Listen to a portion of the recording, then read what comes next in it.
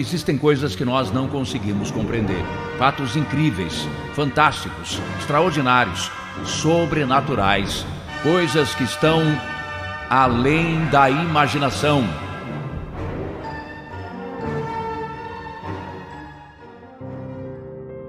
Chegou no canal por uma indicação do YouTube? Aproveite, se inscreva e ative o sininho para não perder mais nenhum vídeo. E se puder, indique o canal para pelo menos 3 pessoas. Isso vai ajudar muito no nosso crescimento. Aqui no canal, eu e o Cícero Augusto somos interlocutores dos relatos enviados por vocês, mas vocês decidem se eles são reais ou não.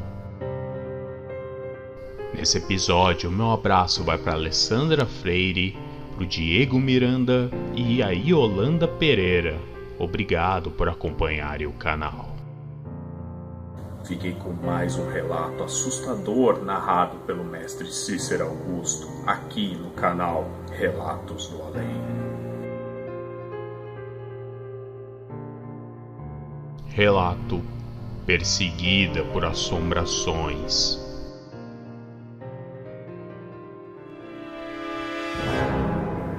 Olá, anfitrião, Cícero Augusto. Me chamo Rodrigo e, por intermédio de autorização da minha cunhada, resolvi mandar para vocês alguns relatos que ela vivenciou. Na verdade, ela é uma médium em negação. Ela tem muito medo dessas coisas e por isso ela não quer trabalhar esse lado espiritual dela. Tem medo de aflorar mais ainda esse dom ou maldição, como ela mesma chama. Eu vou chamar ela de Júlia. Eu vou contar um pouco da história da vida dela para maior compreensão dos fatos. O pai de Júlia e da minha esposa foi assassinado ainda quando elas eram muito pequenas. Tinham em torno de 2 a 3 anos. Elas são apenas 1 ano de diferença uma da outra. Elas moravam numa cidade do interior do Paraná, que eu vou preservar o nome. É uma cidade muito pequena. A Júlia, desde pequenininha, vê e sente coisas estranhas. Ela via pessoas desconhecidas que apareciam onde quer que ela estivesse e sumiam como um passe de mágica. Às vezes até seres esformes e assustadores que rondavam a pequena Júlia. Ela desde sempre sentia muito medo disso. Chorava muito. Não levantava para ir ao banheiro sozinha de madrugada por nada. A minha esposa é quem tinha que levantar e ir com ela.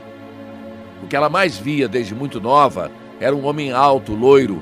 A primeira vez que ela o viu, ele estava agachado embaixo da mesa da cozinha. Ela conta que ele aparecia em sonhos para ela. Só depois de mais velha, por meio de fotografias, ela descobriu se tratar do seu pai, que a visitava com frequência. Outro caso aconteceu numa certa noite. Na época, a Júlia e a minha esposa tinham 8 para 9 anos. E elas foram ao banheiro de madrugada. Esse banheiro ficava do lado externo da casa, rente ao muro dos fundos. Estava uma noite bem iluminada, mas mesmo assim, o medo de Júlia ficar sozinha era tanto que a minha esposa tinha que ficar junto com ela, até que terminasse as suas necessidades. Nessa noite, ao voltarem para dentro de casa, no meio do caminho, Júlia parou do nada, ficou paralisada. A minha esposa notou que ela estava olhando para cima em direção ao muro. Em seguida, ela começou a gritar e aos berros afirmou ter visto uma sombra negra de olhos vermelhos em cima do muro, encarando as duas. Cícero, essa foi a primeira vez que a minha esposa sentiu o que a sua irmã via. Ela conta que aquela noite pôde sentir vibrações estranhas naquele lugar. Claro que o susto, ambas correram como loucas para dentro de casa, apavoradas. O susto fez com que elas ficassem ainda mais assustadas. Passado o tempo, com 10 anos, a Júlia, a minha esposa, e os primos e alguns amigos estavam brincando de pega-pega no quintal da casa da avó. Era em torno de umas 5:30 da tarde, quando elas foram chamadas para entrarem e tomarem um banho. Assim que todos pararam a correria, do nada surgiu entre as crianças uma mulher de vestido branco. Ela andava entre elas olhando fixamente para frente, andou uns 6 metros e desapareceu. Elas contam que daquela vez todos os presentes viram a cena. saíram correndo para todos os lados gritando. Algo perturbador. Mas os anos foram se passando e com o tempo a Júlia, entendendo aos poucos o que acontecia, começou a ver que o que ela enxergava com certa frequência eram espíritos. Mas também haviam algumas coisas obscuras. Assim percebeu que ela era sensitiva. Cícero, ela tentou ignorar esses fatos que assustavam muito. E com isso, em sua adolescência, acabou se aproximando da religião, se tornando católica, justamente por temer essas aparições. Aos 14 anos, mais uma vez ela passou um grande susto. Segundo ela, estavam voltando do colégio para casa. Logo à frente, um rapaz de moto foi desacelerando e indo para o lado dela. Na hora ela achou que era um namoradinho que ela tinha na época e parou para esperar. Mas esse motociclista parou a moto ao lado dela e começou a falar algo que ela não conseguia entender. Em seguida ele abriu a viseira e nessa hora ela gelou. Era um rapaz bem diferente do namorado dela. Ele balbuciava algo incompreensível e ela notou que ele tinha olhos fundos. Haviam algodões saindo do nariz e da boca, igual quando colocam nos defuntos em velórios. Ela entrou em choque, deu uns passos para frente e resolveu olhar para trás. Quando notou aquela pessoa, simplesmente desapareceu, não estava mais lá. Logo depois desse fato, horas depois, houve um acidente nesse mesmo local com um conhecido dela. Por pouco não teve a vida ceifada. E coincidência ou não, o acidente foi de moto. Aos 17 anos, ela estava na casa do namorado. Ele teve que sair por um breve momento para resolver algo do trabalho. Ela ficou deitada na cama. Do nada, ela escutou um casal aos berros, brigando dentro da casa do namorado dela. Essa discussão começou na sala e foi indo pelo corredor, até o quarto onde ela estava. A porta se abriu bruscamente e uma mulher apontou o dedo para ela, ainda brigando com o companheiro. Eles pareciam estar na casa dos 45 anos. E falou: "Tá vendo? Ela tá aqui. Tá vendo que ela tá aqui e tá nos vendo." Cícero, ela e o namorado estavam sozinhos em casa. Logo em seguida, que eles foram até o quarto e apontaram o dedo para ela, desapareceram em frente aos seus olhos.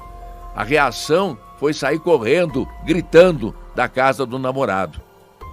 Anos foram se passando, esses encontros sobrenaturais foram diminuindo, mas nunca cessaram de vez. Ela conta que ainda presencia ou sente esses espíritos.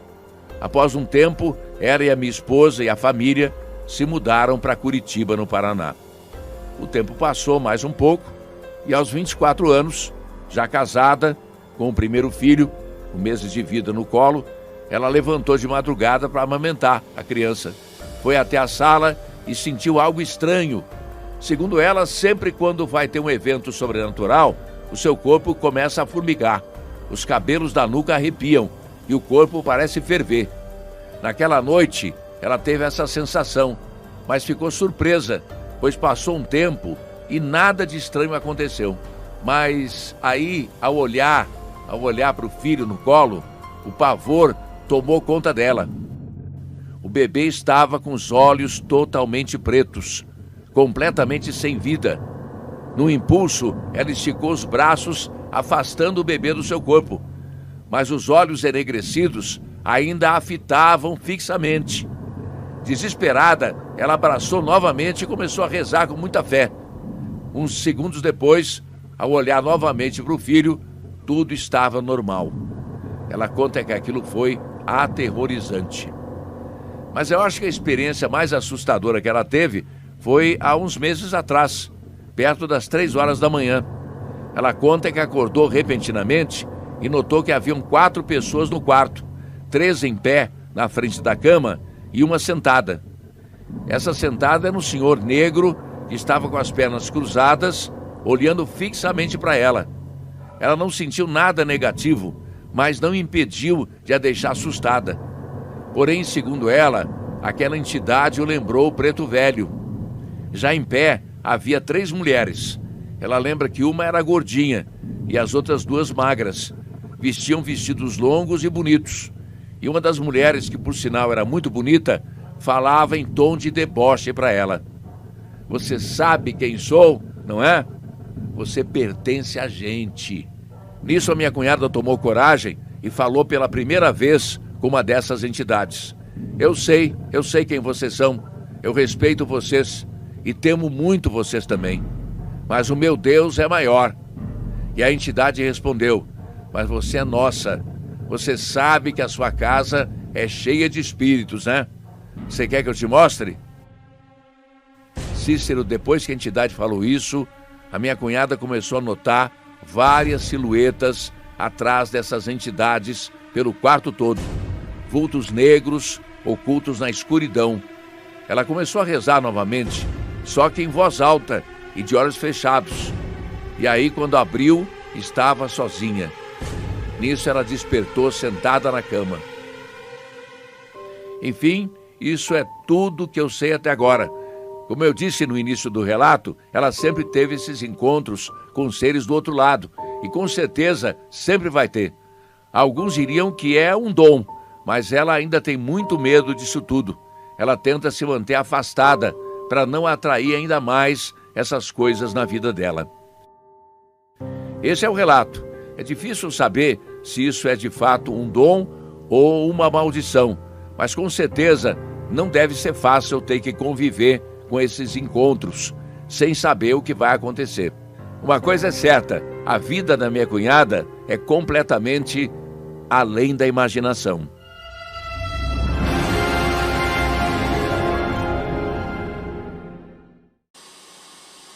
Olá, humanos. Eu vim aqui para falar do livro dos Relatos da Fera. O livro vem em formato pocketbook com 193 páginas em formato brochura. Nos vemos em breve aí na sua casa.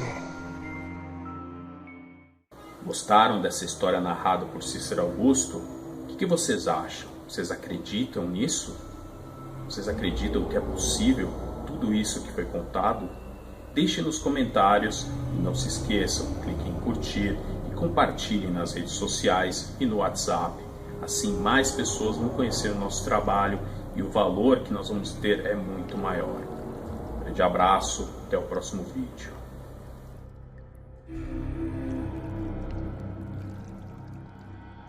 Quer ter seu relato narrado no canal? Envie para nós no e-mail que está aí na tela ou na descrição do vídeo.